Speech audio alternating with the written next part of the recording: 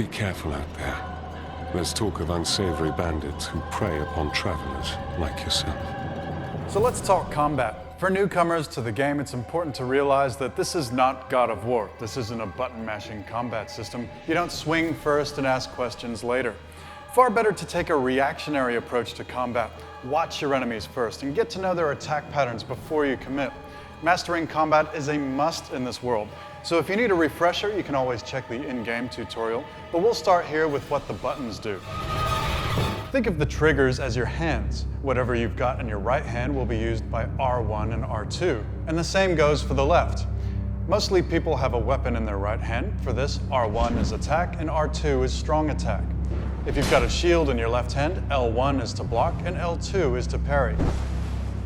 Now the face buttons. We'll talk about both PS3 and 360 controllers. If you want to carry a weapon in both hands, press triangle or Y. This will enable you to do more damage with the weapon. However, attacks will take more stamina and take longer. If you want to carry two of the same weapon, you get a special benefit. Hold down the triangle button while holding both of these weapons, and you'll enter a special stance that allows you to attack with both at once. To perform many actions in the world, like opening doors or resting at bonfires, press X for PS3 or A for 360.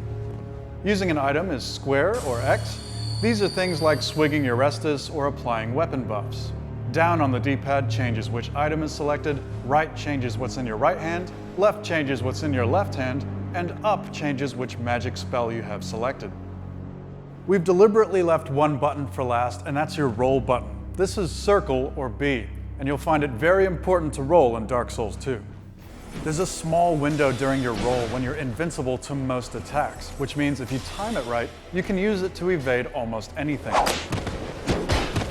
Holding down the roll button will make you sprint, and while sprinting you can jump by pressing down on the left thumbstick.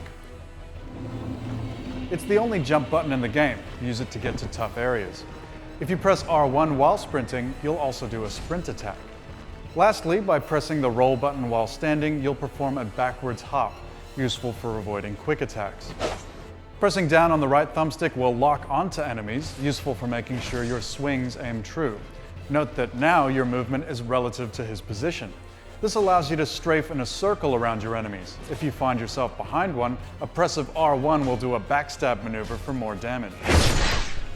Press R3 again to turn off the lock, for example when you need to run away.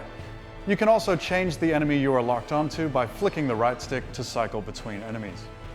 You also have a guard break attack available to you, which is great against shield-happy enemies, and this is accomplished with a quick flick forward on the left stick and R1.